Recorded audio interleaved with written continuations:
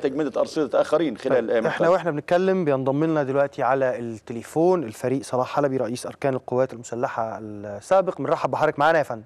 اهلا، مساء الخير. اهلا بحضرتك يا فندم. انطباعك عن أحداث الساعتين اللي فاتوا؟ هو الحقيقة الأحداث تسارعت في خلال الساعات الأخيرة، وده اللي كان منتظر ان هو يحدث منذ عدة ايام، ليس في خلال الساعات الاخيرة. الحقيقة انتظرنا كثيرا ان السيد الرئيس السابق حسني مبارك يتخلى عن الحكم